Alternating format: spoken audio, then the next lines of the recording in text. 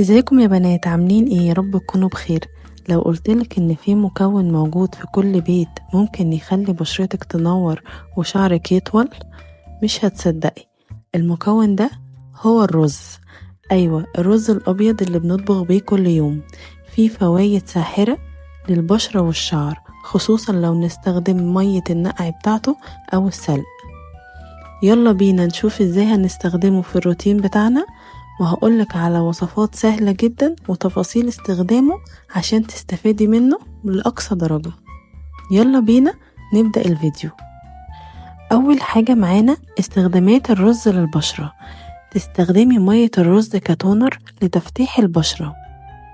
هتستخدمي الطريقة ازاي؟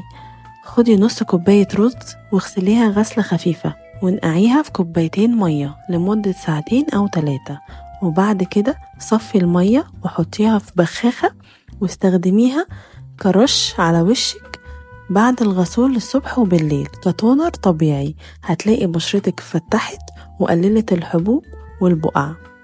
ممكن تسيبيه في التلاجة، هيقعد معاكي 5 أيام، ولو لقيتيه ريحته اتغيرت يبقى صلاحيته انتهت.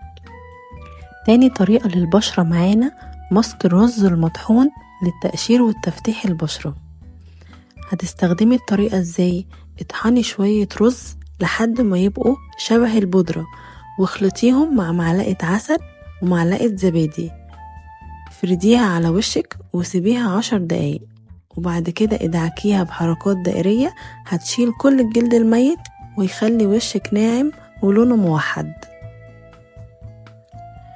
وتالت ماسك معانا قناع الرز والنشا للبشرة الحساسة. مكونات هتكون معلقة كبيرة من الرز المطحون ومعلقة نشا ومية ورد ومع مية الرز.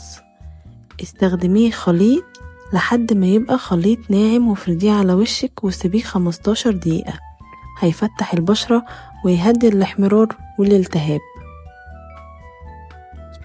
كده احنا خلصنا استخدامات الرز للبشرة. هنخش على تاني حاجة معانا استخدامات الرز للشعر. أول وصفة معانا مية الرز للشعر، بتقويه وبتطوله. هتستخدميها ازاي؟ هتجيبي كوباية من الرز عليها 3 كوبايات مية وتسيبيهم يخمروا لمدة 24 ساعة، وتكون في درجة حرارة الغرفة. بعد ما تغسلي شعرك بالشامبو، طبعا بتصفي مية الرز، وبعد كده تصبي مية الرز على شعرك وتسيبيه 20 دقيقة، وبعديها تشطفيها بمية. الوصفة دي بتطول الشعر وبتقلل التساقط وبتغذي البصيلات بالبروتين. استخدميها مرة أو مرتين في الأسبوع، هتعمل معاكي نتيجة حلوة جدا. تالت ماسك للشعر معانا للشعر الجاف. مكوناتها هتكون رز مطحون، عليه زيت جوز هند، عليه شوية لبن. اخلطيهم كويس وافردي الماسك على شعرك من الجذور للأطراف وسيبيه نص ساعة، وبعد كده اغسليه. الماسك ده جميل جدا للشعر، بيرطب وبيخلي الشعر ناعم جدا وبيخليه على طول بيلمع. تالت وصفة معانا هتكون مية الرز لفروة الراس الملتهبة. لو بتحسي بحكة أو التهاب أو قشرة، جربي تعملي مساج لفروة راسك بمية الرز لمدة 10 دقايق قبل ما تستحمي. هيهدي الجلد ويقلل القشرة تماما، وكمان بيساعد على تغذية فروة الراس. أخطاء لازم تتجنبيها. أول خطأ معانا ما تسيبيش مية الرز تخمر أكتر من 24 ساعة، وما تستخدميش الوصفات دي كل يوم، مرة أو مرتين في الأسبوع كفاية. نصيحة في الآخر ليكي، مفيش وصفة سحرية هتشتغل من أول مرة. الاستمرارية هي السر، ولو قدرتي تعودي نفسك تدخلي الحاجات الطبيعية في روتينك هتشوفي الفرق الحقيقي في جمالك. فكري دايما انك تستحقي تهتمي بنفسك حتى لو حاجات بسيطة.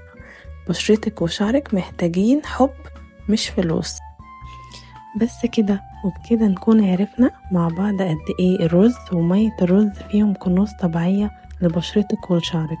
جربي الوصفات دي وهتشوفي الفرق بنفسك، وما تنسيش اللايك والاشتراك في القناة وفعل الجرس عشان يوصلك كل جديد، وخليكي دايما فاكرة إن الجمال الطبيعي بيبدأ من حاجات بسيطة موجودة في المطبخ. باي باي.